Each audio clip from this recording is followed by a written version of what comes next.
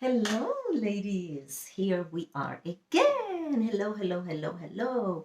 Well, we finished chapter 3 of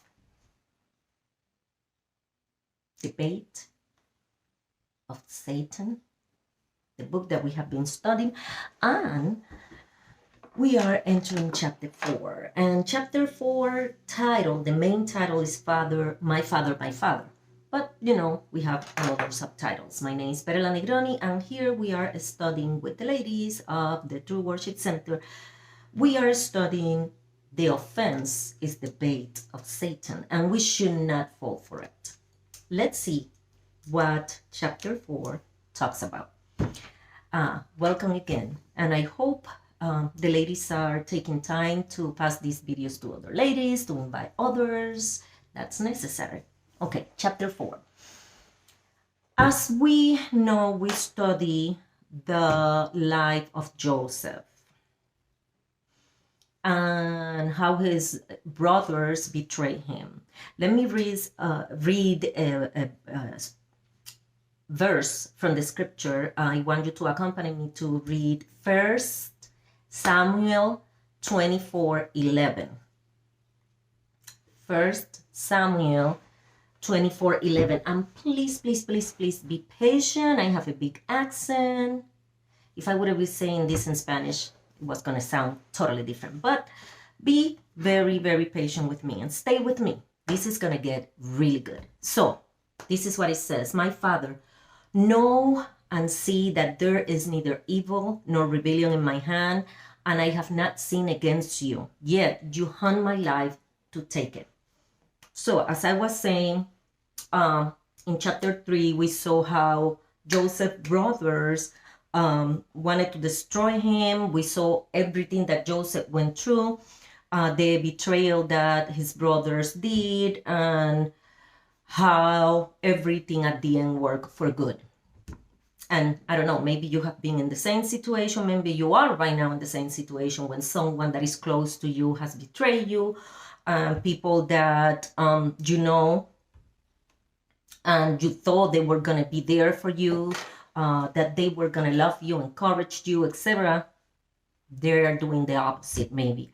And just remember what we discussed in chapter 3. When we were discussing chapter 3, sometimes it's necessary that those things happen. I'm not saying that is all the time, but it definitely create character and allow you to move forward with a different perspective. So in this chapter, we're going to deal with a different situation. We are dealing not with the betrayal of a brother, but a rejection or experience, an experience of betrayal of someone that is a father figure, the father. Why I said a father figure? Because it could be a leader, a pastor, it could be a mentor, it could be a father-in-law, which is what is the problem in this case. So it doesn't have to be biological father. It could be anybody that what they represent in your life is a father, a spiritual or physical, whichever way. And so we're going to be discussing how this figure, this person, is expected to give us love, training, to nurture us, care for us, and because that's what we expect from a father. But then in this particular story, that wasn't happening. So the subtitle here is a love-hate relationship. We are going to see how King Saul and David started having and developing a father-son relationship, and how that totally turned around and became a big betrayal. So let's look at this. If you look at 1 Samuel 16, chapter 16, all the way to 31st, you're going to see the story of David and King Saul. Their lives came to touch, they met because the prophet Samuel He was the prophet of God. He was anointed, and he anointed Saul to be the king of Israel. But later, Saul, he was disobedient, because there's no other way to put it. He was disobedient, and he lost his favor with the Lord. And then the Lord spoke to Samuel and sent him to the prophet of God, Samuel, and sent him to anoint David to be the next king, even though of Israel, even though that King Saul was still the king. And so he was, I can only imagine, David was excited, thinking about, wow, this is the same guy that anointed Saul, so I'm really going to be the king. But the thing is that the Bible said David went back to take care of his, his flocks. I mean, he wasn't his father's flocks. He was not showing any pride or anything like that. However, there was something happening in the palace. King Saul was being tormented by evil spirits, and this happened because of his disobedience. And so he somehow was getting those spirits to come. He was relieved every time that someone played the harp. So the King Saul's servants, the servants spoke to him and told him, hey, there is this young guy, and you can probably bring him over and have him sit, be with you, and play the harp for you. And one of the servants said, hey, David, the son of Jesse, he could be that person. He's very good with the harp. So King Saul sent someone to get David and ask him to come to the palace and to minister to him with the harp. And I can only imagine David going, thinking, hey, this is my opportunity. As the writer put down, this must be my entry-level position. But time was passing, and he was only coming to the palace to play for the king. And one day he's home, and his father decided, hey, I need you to take these refreshments and take them to your brothers, because his older brothers, David's older brothers, they were soldiers. So they were men of war. And so David was a shepherd. So anyway, they were at war with the Philistines, and the father said, take them something to eat. So David did, but then he realized when he arrived that there was a Philistine champion, Goliath, that he was mocking the people of God, and he knew that this was happening already for 40 days. 40 days. And so he was like, this is too much. This is pathetic. I mean, why is this happening? Why are we allowing this person, this nobody, to do this? And so the Bible said that David found out that the King Saul, was offering his daughter, because the situation was serious, okay? Nobody was able until that moment to defeat this giant. And he's like, I'm offering my daughter's hand in marriage to whoever defeat this giant. The situation is precarious. So David went to the king and said, hey, allow me to fight him. And the king allowed it. And if you know the story, he ended up defeating Goliath and won Saul's daughter. So now he have the favor of the king. Now the king is his father-in-law, therefore the title father. And now he's coming to live with the king and his son, Jonathan. He was the king's oldest son. And somehow developed some sort of friendship with David. I mean, we do know that down the road, we can see that Jonathan was not really David's friend. What he wanted was to keep him on his side to be safe. but he was not faithful to David. He just wanted David to be faithful to him. And that's a total different story. But anyway, in everything Saul gave David, everything that King Saul gave David to do or asked David to do, the hand of the Lord was with him and he prospered. Everything was doing well. And so the king was now requesting that he eat at the table with his own sons. So, you know, imagine, this is not, I marry his daughter, I live in the palace, I'm eating at the table. I mean, I'm friends with his oldest son. Everything is going peachy, very well. So he thought probably that everything was going so well, nothing to worry about, right? Well,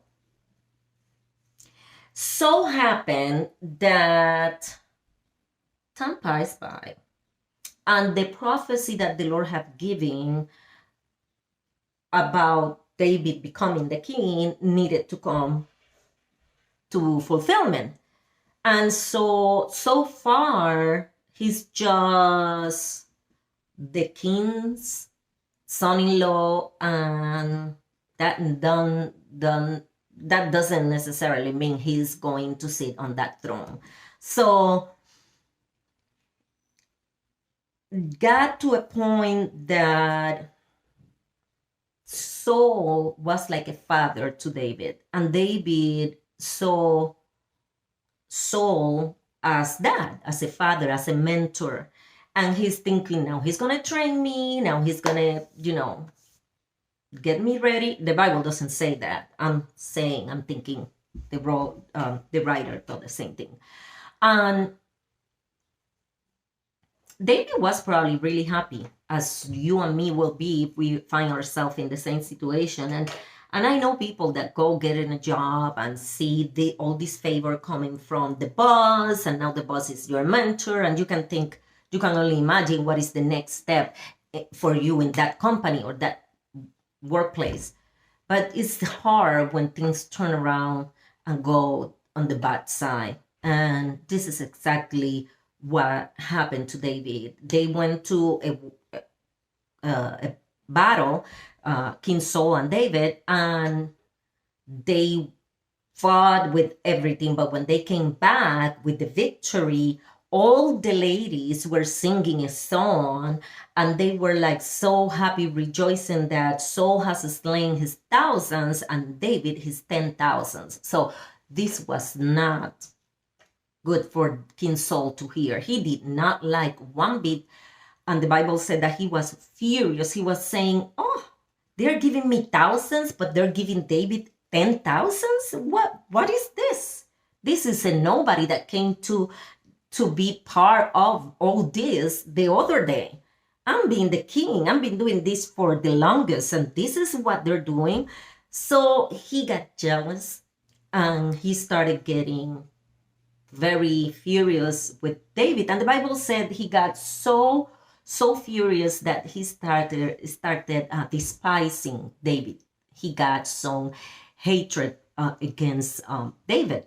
And so in 2 occasions that David was playing his harp for the king to help him with the evil spirits that tormented him, he took his spear and tried to kill him. And so it became very noticeable that Saul didn't care for David anymore. He just didn't. And so David sadly have to realize this is not what I was expecting, and there's no love here anymore. Forget about mentorship, etc. So David ran for his life, and he ran, and he didn't have nowhere to go at that point, because we're talking the king, okay? And so everywhere in the kingdom that he could possibly go, the king can go after him or send his soldiers, whatever. So now his father-in-law, but that have become like a father to him, is after him for no reason. So David ended up going into the wilderness, and Now, what happened with the promise and everything that was going like in place is falling apart. How many of you have received a word from the Lord in whatever part of your life, and you see that everything is lining so beautifully, and next thing you know, things are falling apart, things start charting, and you are like, oh, what is happening? This is not what I was expecting. And so this is exactly what happened. Now everything shattered, and the man that was his mentor now is trying to kill him. What can he possibly do? And so David was most likely asking what happened. And you might be asking yourself the same question. Remember, we're talking about not allowing offense to take over. This was a perfect time for David to get all offended, all upset. What in the world is this crazy king doing? This father-in-law, doing? I mean, he is even tormented by evil spirits that when I play, go away, and I'm the next king anyway. And what is he doing? But David didn't allow that. He couldn't understand why he was coming against him. He couldn't understand why the king was acting the way he was acting, but he was not going to allow that to destroy him, David, and what he was representing, because he was representing the future. And so he was the king. King Saul was the king. He was the king over God's nation, and God was allowing this. And how confusing can that be sometimes, that God is allowing things in our lives that we feel are not right or fair. Someone discussed at one point that everything that God allows, he got a plan, and like he is behind that. And I want to clarify for everyone out there that God have a some sort of permissive will, where he will allow things to happen, and he will that he allow our free will to go in place. And in our free will, we might affect someone, and he allow it because he's respecting our free will. It's not because he want us to act in sin or to do what we're doing. He just respecting the free will that we have to do what we're doing, okay? But in the meantime, he's always preparing a way out. And so there's also the other moments where God orchestrates things to happen because they're going to work for our good. And so I make this clarification because some people get in all kind of troubles because of disobedience, because of sinning, and then they cry to the Lord, and the Lord in his mercy saved them and changed them.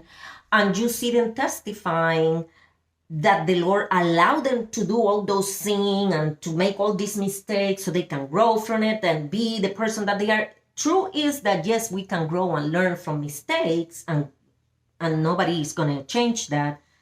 But to even pretend this big that God was in the midst of you and me sinning and being disobedient, and that it was part of his plan, is the most ridiculous thing that I ever heard. God cannot possibly punish you or me for sin or disobedience if he is part of it. If he was part of his plan for you and me to sin or for you and me to disobey. And there is no reason why we need to sin and disobey to grow or to learn lessons. As much as we want to deny it, it is possible to learn lessons and to grow by somebody else's experience, watching. I mean, I don't need to put my body in fire to know how terrible I'm going to burn. You know, how bad I could burn. All I need to do is to see people that already, either by accident or in purpose, have burned their bodies. And that's enough for me. So there are certain things that, yes, we have to go through, but those are the ones that don't come with sinning or disobedience or rebellion. Those comes with the trials that we go through to help us grow.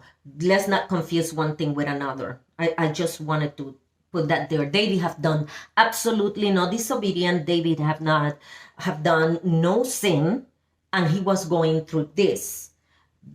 The difference between you are reaping what you sow, right? So let's continue.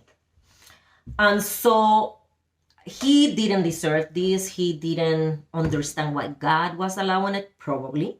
But he was somehow not allowing offense and hatred to be to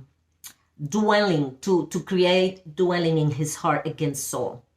And somehow he kept loving Saul like a father. He was like, why are you doing this to me? And the Bible said that Saul kept chasing David from wilderness to wilderness, from cave to cave, because David was hiding in caves. And he was accompanied, King Saul was accompanied by 3,000 of the Israel finest warriors. 3,000. The Bible said that David didn't have that many. I think it was like 300, 400 men. That was it, that were faithful to him. But the amount of soldiers, that the warriors that King Saul was using, talk about abusing government funds just to persecute one person, and a person that have not directly done nothing to him. He just wanted to destroy David. That was the only purpose. And at this point, the promise was just a shadow. And David was not living at the palace. He was not eating at the king's table. He was in caves that were damp, ate the scraps of wilderness beasts. He was not anymore, no longer rode at the king's side.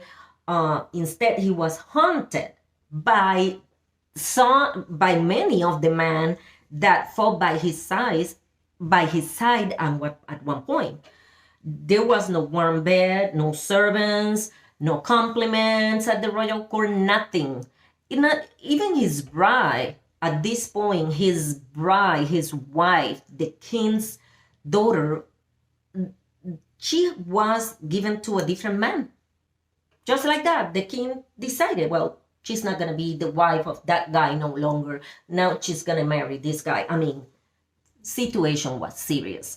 And so this man, David, he experienced loneliness in the highest way possible. And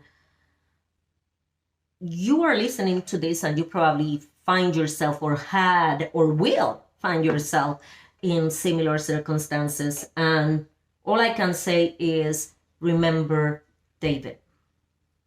If he was wondering and asking himself questions, one thing is certain: David was not allowing hatred. He was not allowing offense to prepare any dwelling in his heart. And that was so important.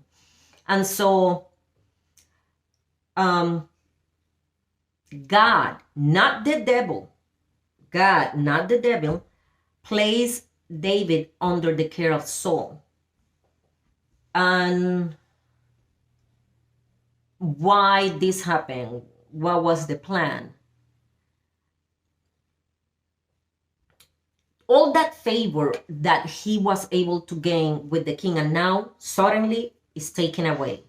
This was an amazing, for lack of a better word, opportunity for David to be offended, not only with the king, Saul the king, but with God. Wait a minute, we gotta talk. First of all, I did not ask to be a king.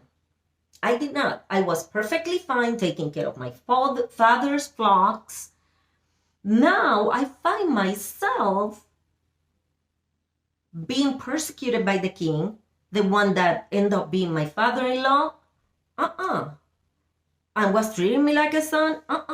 Why are you getting me in this trouble? And I'm not saying he said that, but I can only imagine, and any of us could probably find ourselves saying the same thing. God, what's going on? Why are you allowing this? I didn't ask for this. And now look at the persecution, or look at the situation that I'm finding myself in. What's going on?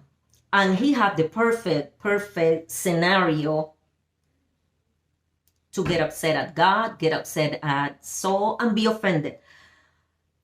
I'm pretty sure he have all these questions that were not being answered, and you probably have many yourself that need to be answered, and you're not getting any answers to them. At one point or another, he could have questioned God's wisdom and his plan. And we find ourselves doing the same thing sometimes, questioning his wisdom and his plan for our lives when we see everything is crumbling. It's just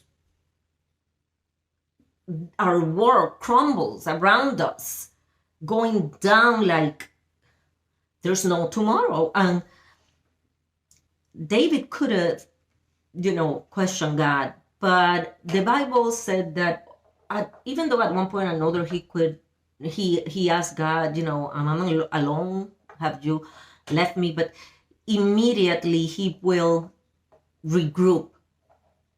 And so Saul had this determination to kill this young fellow at whatever cost. And so he started going even more crazy. He was desperate.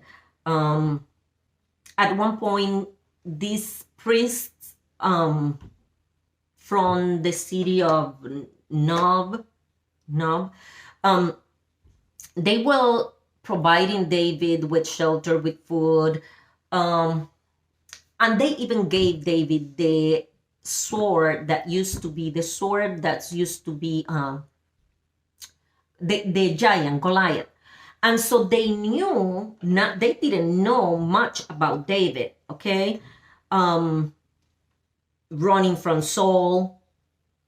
The priest actually thought that David was in some sort of mission that Saul had sent him.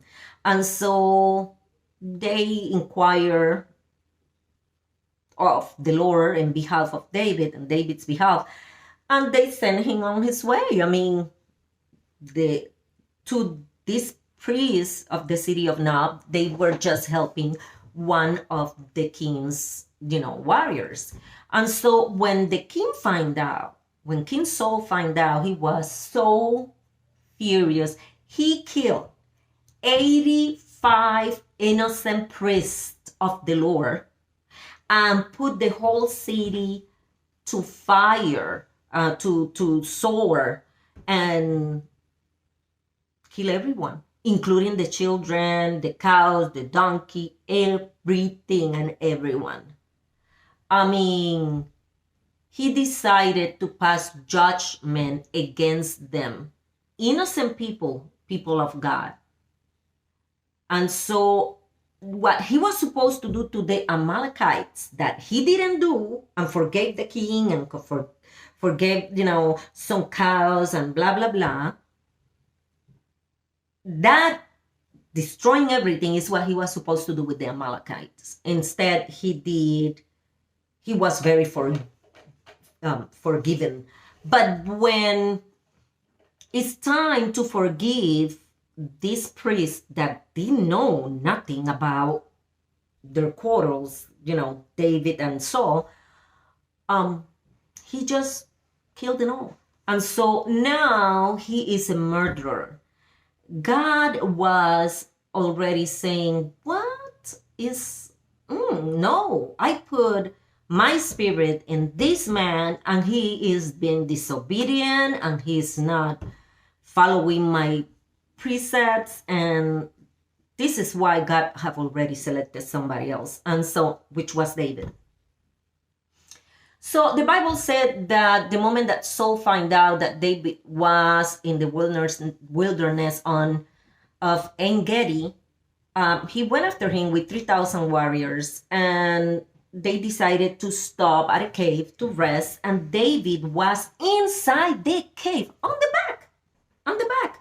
And so when Saul and his warriors are sitting there and resting, David comes because Saul removed his outer robe, and David goes very quietly, and he comes out of his hiding place and cut a little piece of the robe, and then he kind of, hide again very quietly. Nobody noticed. So after Saul decided to leave the cave with his warriors, David kind of cut him off somewhere and cry, "Hey, my father, can you see?" And he's like, "Yes, look, I cut a corner of your robe that, right now you can check. And so there's no evil nor rebellion in my hand. I have not sinned against you, yet you hunt my life to take it." And this is the verse that I read, 1 Samuel 24:11. He's like, "Why are you doing this? My father, why?" And so he was crying. He was heartbroken. He's thinking, you were a father to me. You were the lady. I believe he was thinking, you were the leader that was supposed to train me, not to destroy me. And here I even have the opportunity to go after you, but I didn't. And so you and I probably experienced that, find ourselves that someone that is representing some sort of fatherhood upon our lives is not doing what they're supposed to, or have not done what they're supposed to. If you went through this at any point in your life, I encourage you to forgive and forget, that you can set them free. Let the Lord deal with whatever they didn't do that they were supposed to do, or to whatever they did that they were not supposed to do against you. I encourage you to seek the Lord for guidance in how to move forward with this situation that you might encounter in the past. Also, I will encourage you, if you are going through it right now, seek the Lord in prayer. Don't allow offense to take dwelling in your heart, because every time that we allow offense to take dwelling in our hearts or our minds, that's when we definitely fail. That's the moment we're falling for Satan's bait, which is the offense. And we cannot allow that. If we allow offense to be part of our life for whatever reason, either will sound legit or might be so, what we are doing, we are falling for the entrapment of the enemy. And you and I could be certain that when we fall for that, the enemy is not going to let go that easy. Once he got us there, he's going to try to abuse that moment as much as he can. Our soul and our minds should be guarded, and we cannot permit offenses, and I repeat, either be legit or either they will be not that important, but it does not matter. What matters is the result, what these offenses will do to us, and how they will affect our relationship with the Lord and our relationship with one another, which is not what the Lord wants. The Bible is clear. The Lord have called us to walk in obedience and have called us to walk in love for one another. So I pray today that the Lord give you eyes of a wise person, ears of a wise person that can actually see and hear when the enemy is trying to throw at you the bait of the offense, and that you and I can be aware and we can fight it back. And start using what the scripture have given us as weapons. Fill your mind with what is good, what is honorable, what is of a good name, what is virtuous. We have to fill our minds and our soul with all these things that are going to prepare us to fight against the offense, which is the bait of Satan. So we're going to stop here, and we are going to continue on next class with the subtitle, Where Are the Fathers? And this is on the same chapter, chapter 4, but this is the subtitle on that chapter, My Father, My Father. So I'll see you next class, or next Bible study, or next talk. God bless you.